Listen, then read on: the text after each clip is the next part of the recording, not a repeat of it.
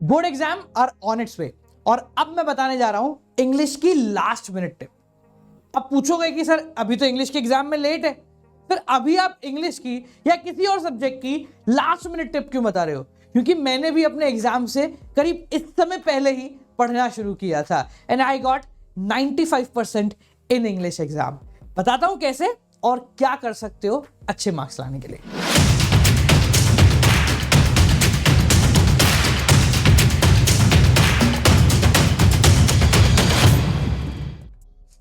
इस वीडियो के अंदर हम इंग्लिश के बारे में स्पेसिफिकली बात कर रहे हैं। यार इंग्लिश एक ऐसा सब्जेक्ट होता है जिसको हम हमेशा छोड़ देते हैं कि भाई इसको लास्ट में करेंगे। मैंने भी अपने एग्जाम के समय ऐसा ही कुछ किया था, इंग्लिश को कंप्लीटली छोड़ दिया था कि आखिरी में पढ़ेंगे। आखिरी के 15 दिन 20 दिन मेरे पास बचे थे एंड इंग्लिश मैंने बिल्कुल भी नहीं पढ़ी थी। आपके पास भी 15-20 दिन है और उस 15-20 दिन में मैंने कुछ ऐसे जुगाड़ कर लिए जिससे मेरे इंग्लिश में 95% मार्क्स आ गए थे। ठीक है जी, and this is not a hope, this is a reality. तो आप भी वो काम कर सकते हो और 15 से 20 नंबर ला सकते हो। ये आखिरी मिनट की कुछ ऐसी टिप्स हैं जिसको लेकर आप फाइनल तैयारी करो और उस तैयारी को करने के बाद आपको खुद को अंदर से कॉन्फिडेंस आ जाएगा कि यार अब तो नंबर आना पक्का है, कुछ भी हो जाए अब हमारे नंबर नहीं कर सकते। इंग्लिश की सबसे बड़ी प्रॉब्लम क्या होती है? नॉट गेटिंग फुल मार्क्स से ऐसा नो। हम पूरे मार्क्स नहीं ला पाते, चाहे कुछ भी कर ले, कितना भी बेहतर आंसर लिख ले। 4 नंबर के क्वेश्चन में 2.5 नंबर ही मिलेगा, 5 नंबर के क्वेश्चन में 3 नंबर 3.5 नंबर ही मिलेंगे, इससे ज्यादा कभी नहीं मिलेंगे। मुझे ये बात पता थी कि ऐसा होता है, तो सेम पैटर्न की अगर तैयारी की जाए तो सेम ही नंबर आएंगे। ऐसा तो है नहीं कि सेम पैटर्न की तैयारी हम करेंगे और नंबर कुछ अलग ही एक्स्ट्राऑर्डिनरी आ जाएंगे। ठीक है, तो बात ये थी कि कुछ अलग तरीके से तैयारी करनी थी। आखिरी के 15 दिन बाकी थे, आई ट्राइड समथिंग न्यू, कुछ ऐसा जो कि किसी और ने नहीं किया था, कुछ ऐसा जो कि शायद मुझे भी नहीं पता था कि काम करेगा या नहीं करेगा, पर वो फाइनली काम करा और इतना बेहतर तरीके से काम करा दैट आई गॉट 95। मतलब मैंने अपने रिजल्ट के अंदर सबसे पहले इंग्लिश के और मैथमेटिक्स के मार्क्स देखे थे और जब वो देखे मुझे खुद पे विश्वास नहीं हुआ कि यार इंग्लिश के अंदर में 95 मार्क्स आ गए। क्या किया था? बहुत सिंपल सा काम किया था। मुझे एक बात समझ में आ गई थी कि यार ये चैप्टर पढ़ के, हम नॉवल वाले आदमी हैं नहीं, तुम भी नहीं होंगे मेरे हिसाब से कि नॉवल दिन भर पढ़ते रहो तो हर चीज का मतलब तुम्हें पता होगा। छोटी मोटी चीजों का मतलब पता था। इंग्लिश की ग्रामर हम ऐसे सेट करते थे कि सुनने में अच्छी लगे और बोलने में अच्छी लगे, ना कि पास्ट प्रेजेंट कंटिन्यूअस टेंस के हिसाब से। ठीक है, बट 20 दिन एग्जाम में बचे थे and we had just started. तो मैंने सबसे पहले क्या काम किया, मैंने एक बार देखा अपनी छोटी जो किताबें होती है ना अपनी, वो उठा के पढ़ ली जो नॉर्मल होती है, वो पढ़ना शुरू करा। उसको पढ़ने के 5 मिनट के अंदर मुझे समझ में आ गया कि अगर इस किताब से मैंने पढ़ा तो मेरे को जो आता है मैं वो भी भूल जाऊंगा, क्योंकि इतनी भयंकर इंग्लिश लिखी थी। तो फिर मैंने ढूंढी ये किताब, वो किताब कोई सी भी हो सकती है जो आप ढूंढे। जो मैंने किताब ढूंढी थी वो थी गोल्डन। गोल्डन इंग्लिश में काफी अच्छा नाम होल्ड करती है। ठीक है, यहां मैं गोल्डन का प्रमोशन नहीं कर रहा हूं, मैं बस बता रहा हूं कि मैंने कौन सी किताब से पढ़ा था। ठीक है जी, आप चाहे कोई सी भी किताब ले लो। ठीक है, उस समय ये चलती थी काफी, अब तो काफी चलने लगी है, उस समय ये काफी ज्यादा चलती थी। तो गोल्डन की किताब मैंने पढ़ी। अब उसमें से क्या करा मैंने, ध्यान से सुनना।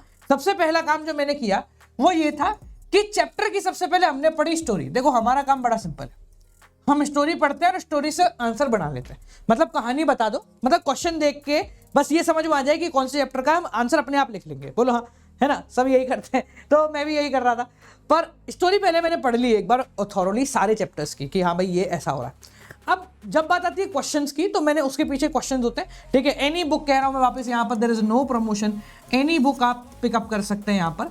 ठीक है, मैंने जो बुक पिकअप करी थी मैंने उसका नाम बताया। इसके अलावा जो कुंजियाँ आती हैं आपकी वही छोटी वाली, उसको भी आप प्रेफर कर सकते हैं, या कोई सैम्पल पेपर आते हैं आप वो प्रेफर कर सकते हैं। You have plenty of option in the market. ठीक है, तो मैंने सबसे पहले स्टोरी पढ़ना शुरू करा, स्टोरी पढ़ ली। अब स्टोरी पढ़ के ये तो समझ में आ गया था कि लिखना क्या है, पर दूसरी सबसे बड़ी प्रॉब्लम थी वो ये थी कि लिखना कैसे है। देखो हमें सबको पता है कि इंग्लिश में क्या लिखना है, पर कैसे लिखना है ये सबसे बड़ी प्रायोरिटी है। तो हमने एक बार क्या करा, स्टोरी पढ़ने के बाद बैक क्वेश्चन करना शुरू करा। ठीक है, अब बेवकूफ नहीं थे हम कि क्वेश्चंस को लिख लिख के ट्राई करेंगे। ठीक है, थोड़े से आलसी भी हैं और थोड़े से समझदार भी हैं। तो हम बैक क्वेश्चन के अंदर कभी भी क्वेश्चन को पूरा लिख के आंसर नहीं दे रहे थे, हमने बस क्वेश्चन रीड करा और क्वेश्चन रीड करके देखा कि यार क्या हो सकता है, इसका क्या आंसर आ सकता है। और फिर जो बुक के अंदर आंसर था वो मैंने देखा। जब मैंने 4-6 आंसर पढ़े तो मुझे एक चीज और समझ में आ गई इंग्लिश के अंदर, वो ये थी यार आंसर है ना इंप्रेसिव होना चाहिए, आंसर इंप्रेसिव होना चाहिए। Till the moment your answer won't get impressive, आपको पूरे नंबर नहीं मिलेंगे। जब मैंने खुद का आंसर सोचा कि भाई मैं क्या आंसर देता और जो किताब में आंसर लिखा है, इन दोनों के आंसर के अंदर थोड़ा बहुत डिफरेंस है। ठीक है, और वही डिफरेंस शायद वो 1.5 नंबर 1 नंबर आधा नंबर जो है वो कट कर देता था हमारे। तो मैंने कहा यार ऐसा आंसर कैसे लिखा जाए। अब भाई एक बात तो क्लियर थी कि 15 दिन के अंदर वो जुगाड़ नहीं हो सकते जिसके बारे में मैं सोच रहा हूँ कि मैं मेरी इंग्लिश को पूरा ही सुधार लूँ कि भाई बिल्कुल ही 1 नंबर नॉवल टाइप हो जाए, वो नहीं हो सकता। तो मैंने कहा कुछ और तरीका इस्तेमाल करते हैं। फिर मैंने उस किताब के बीच में एक पन्ना ढूंढा, वो पन्ना था हार्ड वर्ड्स का पन्ना। ठीक है, हार्ड वर्ड सिंपल भाषा में बोले तो टेढ़े मेढ़े शब्द जो कि आपको किताब के अंदर मिल जाएंगे। मैंने फिर वो घोल उठाई, मैंने कहा इसमें पूरा चैप्टर मैंने पढ़ लिया, ये हार्ड वर्ड तो मुझे कहीं मिला ही नहीं। प्रैक्टिकल सी बात है, ये हार्ड वर्ड मुझे कहीं मिला ही नहीं। फिर मैंने समझा कि भैया वो किताब के हार्ड वर्ड बता रहा है, किताब में कौन कौन से हार्ड वर्ड लिखे होंगे आपके। मैंने कहा चलो अच्छी बात है, ये भी मिल गया मेरे को। अब मैंने तीसरा काम करा। तीसरा काम था, स्टोरी पता लग गई थी, बैक क्वेश्चंस एक बार देख लिए थे, हार्ड वर्ड को एक बार देख लिया था, देखा था कुछ ऐसा लिखा दिखा कुछ नहीं था। इसके बाद मैं वापस गया सेम स्टोरी को इंग्लिश में पढ़ने के लिए। अब हिंदी में पढ़ ली थी तो इंग्लिश में तो समझ आ ही जाएगी, बिल्कुल भौंड बुद्धि थे नहीं। हिंदी में एक बार पढ़ ली है तो इंग्लिश में तो सेम स्टोरी समझ में आ जाएगी। अब इससे फायदा क्या हुआ, जैसे मैं वापस इंग्लिश पे गया ना, तो अब मुझे इंग्लिश समझ में भी आने लगी और सेंटेंस भी फ्रेम होना शुरू हो गए थे। ठीक है, अब आखिरी काम था आंसर को इंप्रेसिव बनाना और रिप्रेजेंट करना। तो इंप्रेसिव बनाने के लिए मैंने बहुत छोटा सा काम किया। मैंने 2-3 चीजें ढूंढना शुरू किया। सबसे पहला कि how to make answer impressive, और इसके लिए मैंने यूट्यूब नहीं खोला। ठीक है, मैंने किताबें खोली और किताब खोल के मैंने एक चीज समझी कि इन एवरी सिंगल लाइन और टू, हम जब भी एक पूरी लाइन लिखते हैं या 2 लाइन लिखते हैं, इनमें से एक शब्द होता है या 2 शब्द होते हैं जो कि इस आंसर को काफी ज्यादा इंप्रेसिव बना देते हैं। विच लुक्स लाइक, कहते हैं ना शाही खाना क्या होता है, शाही खाना कुछ नहीं होता, नॉर्मल खाने के ऊपर थोड़ा सा क्या कहते हैं उसकी ड्राई फ्रूट की या किसी की आप वो कर दो तो बढ़िया तरीके से शाही खाना कहलाएगा। तो सिंपल काम था, पूरे के पूरे पैराग्राफ के अंदर 4 शब्द ऐसे जोड़ने थे जो कि थोड़े से मुश्किल हो, पर पॉइंट ये है कि वो 4 शब्द जोड़े कैसे जाए, है ना। सबको पता है भाई 4 शब्द जोड़ ये काम हो जाएगा, पर 4 शब्द जोड़े कैसे जाए। अब यहां पर मेरे काम आई ये हार्ड वर्ड। तो इंग्लिश के जो बैक क्वेश्चन मैंने पढ़े थे, अब उन बैक क्वेश्चन में मैंने वो हार्ड वर्ड अंडरलाइन करना शुरू करा। ठीक है, फॉर एग्जाम्पल तुम्हारा वो चैप्टर था, अब तो शायद नहीं होगा वाला, तुम्हारा लास्ट लेसन वाला, तो उसमें एक शब्द था, तुम्हें याद होगा शायद, हसल बसल। याद है, मतलब कुछ गड़बड़ हो रही है या सब इधर उधर हो रहा है। ठीक है, हसल बसल। तो ऐसे मैंने शब्द निकाले आंसर्स में से कि यार ये वाला शब्द पकड़ के साइड में रख दो। ठीक है, एक अलग पन्ना बनाया, एक कॉपी ली, उसमें मैंने चैप्टर का नाम लिखा, भाई चैप्टर है द लास्ट लेसन, इसमें वर्ड लिखा ये असल बसल, इसका मतलब लिखा, दूसरा वर्ड इसका मतलब, ऐसे ज्यादा नहीं, 5-7-10 वर्ड ज्यादा, बस इतना, 5-7-10 वर्ड बस, इससे ज्यादा कुछ नहीं। ठीक है, तो at the end of 10 days मेरे पास मैंने सारे चैप्टर कर लिए थे, क्योंकि इस तरीके से अगर आप चैप्टर करोगे तो हिंदी में पढ़ लो, इंग्लिश में पढ़ लो, बैक क्वेश्चन सिर्फ देख लो और 5-7 हार्ड वर्ड निकाल लो। ठीक है, तो चैप्टर को करने में हार्डली 1 घंटा लगता है इस तरीके से। तो मैंने 5-7-10 दिन के अंदर पूरे के पूरे चैप्टर जो है खत्म कर लिए थे। टर्म 1 टर्म 2 था नहीं हमारे, पूरा का पूरा था, पूरे चैप्टर्स मैंने खत्म कर लिए। अब था आखिरी 5 दिन या 4 दिन का समय, जो कि सबसे क्रूशियल होता है, और तुम्हें अभी भी समझा देता हूं। तुमने पूरे साल क्या पढ़ा है वो तुम्हारे ऊपर है, आखिरी के 5 दिन एक स्पेसिफाइड पर्सनलाइज तैयारी करना बहुत ज्यादा जरूरी है, इस बात को पकड़ लेना। ठीक है, तो अब आखिरी के 5 दिन मैंने क्या किया, अब आखिरी के 5 दिन मैं चला गया, ये तो मेरा हो गया था, मैं चला गया आपके राइटिंग सेक्शन की तरफ। ठीक है, मैं चला गया नोटिस और आर्ट, क्या कहते हैं, एडवर्टाइजमेंट और इन सब की तरफ। यहां पर भी मैंने सेम टेक्निक इस्तेमाल करी। मैंने किताब उठाई, कोई सी भी उठा लो आप, ठीक है, और उस किताब में देखा कि भाई 10 तरीके के मान लो नोटिस है। ठीक है, एग्जांपल दे रहा हूं बस, 10 तरीके के नोटिस है। मैंने ये नोट किया कि यार इन 10 तरीके के नोटिस में डिफरेंस क्या है। तो मैंने एक चीज पाई कि स्टार्टिंग की जो पहली लाइन होती है ना, it makes your notice quite impressive. और हम जैसे आदमी स्टार्टिंग लाइन सबसे रद्दी लिखते हैं, सबसे common, this is to inform you that, और ये और वो। ठीक है, तो मैंने ये देखा, मैंने 4 या 5 तरीके की ओपनिंग देखी, 4-5 तरीके की क्लोजिंग देखी, हर राइटिंग सेक्शन के हर पार्ट के अंदर। ठीक है, उनको भी एक कागज पे लिख लिया। आखिरी के 3 दिन मेरे पास थे, मैंने कुछ नहीं किया, मैंने बस स्टोरी मन में दोहराई, इन हार्डवर्ड्स को देखा, और साथ साथ में ये देखा। जब मैं एग्जाम हॉल में बैठा था ना, उस समय की फीलिंग बताता हूं। एग्जाम हॉल में जब मैं आंसर लिखना शुरू कर रहा था ना, तो मैंने पता है कितना बेहतरीन काम किया। रीडिंग सेक्शन के अंदर भी जब हमें वो होता ना, नॉर्मल तुम्हें पैराग्राफ पढ़ के आंसर देना है, उस पैराग्राफ के आंसर देने के समय भी मैंने इन हार्ड वर्ड्स को कहीं ना कहीं पिक किया है। ये रियलिटी बता रहा हूं, मुझे आज भी हसल बसल वाला वर्ड इसलिए याद है क्योंकि मैंने रीडिंग सेक्शन के किसी एक पॉइंट के अंदर हसल बसल जोड़ दिया था, क्योंकि वहां ऐसी अफरा तफरी वाला कोई डायलॉग था उसके अंदर, तो मैंने हसल बसल जोड़ दिया।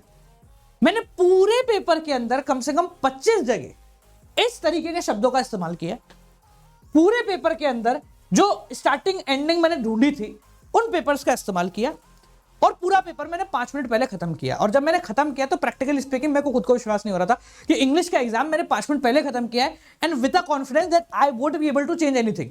मुझे कुछ भी नहीं बदलना, हो गया मेरे को जितना करना था। और जब मेरे रिजल्ट आया तो 100 में से 95 नंबर आए।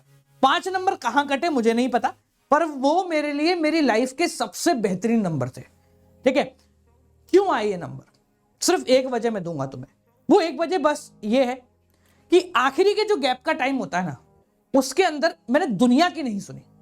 उस गैप के टाइम के अंदर मैंने सिर्फ खुद की सुनी और यह समझा कि पर्सनलाइज तैयारी मैं खुद कर सकता हूं या किसी एक के साथ कर सकता हूं, जनरलाइज नहीं कर सकता। मतलब YouTube पे जाकर आप ये इस टीचर का भी देख लिया, उसका भी देख लिया, अच्छा ये लाइव चल रहे हैं इनके में चले जाओ, ये रिकॉर्डेड चल रहे हैं इनके में चले जाओ, ये वन शॉट करा रहे हैं चलो इसके। जब हम MCQ कर रहे थे ना ऑब्जेक्टिव, तो ये अच्छा था, कहीं भी चले जाओ फायदा ही मिलेगा। पर जब सब्जेक्टिव मटेरियल आ गया है ना, तो ये चीजें बदल गई हैं, पूरी तरीके से चेंज हो गई हैं। Now you need to stick to your plan, not to everybody's plan. ठीक है, ये वीडियो जल्दी बनाने का मकसद 2 है। पहला, क्योंकि इंग्लिश का समय अब तुम्हारे लिए शुरू हो गया, जो मेरे लिए था वो तुम्हारे लिए शुरू हो गया। और दूसरा, ये समझाना कि अब अपनी तैयारी को जनरलाइज से छोड़कर पर्सनलाइज नेचर पे चले जाओ। वो चाहे तुम कैसे भी करो, उससे कोई फर्क नहीं पड़ रहा, पर in between gaps please do not have generalise preparation, please have personalise preparation. क्योंकि मैंने अपने एग्जाम में बिल्कुल पर्सनलाइज प्रिपरेशन करी थी और उसी की बदौलत मैं आज यहां पर खड़ा हुआ हूं। ठीक है, जो जनरलाइज प्रिपरेशन कर रहे हैं वो सब गायब हो जाएंगे, क्योंकि वो सेम चीज को 10 बार पढ़ लेंगे, क्योंकि 10 अलग अलग टीचर लाइव बैठ के पढ़ा रहे होंगे। ठीक है, वो टीचर्स उसका अपना काम कर रहे हैं, वो कहीं गलत नहीं है, पर तुम्हारे लिए क्या वहां पर उस समय मौजूद रहना सही है? नहीं है। ये तुम्हें समझना है और तुम इसको लेकर बहुत अच्छे से नंबर ला सकते हो। ठीक है, तो पर्सनलाइज तैयारी अटक जाओ, वही तुम्हारे काम आएगी। ठीक है, बोर्ड एग्जाम में मैं भी पर्सनलाइज तैयारी ही कराऊंगा अपने सभी स्टूडेंट्स को, इसलिए मैं पहले ही क्लियर कर रहा हूं इस बात को। ठीक है, so we'll be going to launch few personalise batch in between board exam gaps. ठीक है जी, इंग्लिश के लिए हमारे पास एजुकेटर हैं, अकाउंट्स, इको, बिजनेस मैं हूं, अनुराग सर हैं, और भी बहुत सारे एजुकेटर हैं। हर सब्जेक्ट के लिए एक educator in between gaps personalise complete तैयारी कराएगा एट अनअकैडमी प्लस। ठीक है, आपको ज्वाइन होना है, आप ज्वाइन हो सकते हैं। अभी ये प्राइस है 239 rupees, which is as low as a pizza cost. ठीक है, इसमें सारे सब्जेक्ट आपको मिल रहे होंगे, accounts, eco, business, mathematics, physics, chemistry, जो भी तुम्हें चाहिए सब मिल जाएगा। 8 to 12 ऑल सब्जेक्ट्स, IIT में जाना IIT, नीट जाना नीट, सब इसी प्राइस के अंदर है फॉर 45 डेज, यानी कि till your board exam night. अपन बैठेंगे साथ में और तैयारी करेंगे। मेरे तैयारी कराने का तरीका है, यूट्यूब पे भी लाइव चलेगा, पर यूट्यूब जनरलाइज है, काम का हो तो आ जाना, नहीं हो काम का तो छोड़ दे। यहां पर्सनलाइज तैयारी करा। ठीक है, all the student want to take, description में लिंक है, गौरव जी का कोड लगाओ, प्राइस 299 से 239 हो जाएगा। ठीक है, मिलते हैं आप लोगों से अगली वीडियो के साथ। ये वीडियो पसंद आई हो तो एक प्यारा सा लाइक कर देना, कमेंट में अपनी प्रॉब्लम बताना और इस वीडियो को अपने सभी दोस्तों के साथ शेयर कर देना। इससे रिलेटेड या इन टॉपिक से रिलेटेड कोई और वीडियो चाहिए तो डू कमेंट राइट नाउ। मिलते हैं आप लोगों से वीडियो के साथ। Till then guys, keep on watching, good night, bye bye, नमस्कार।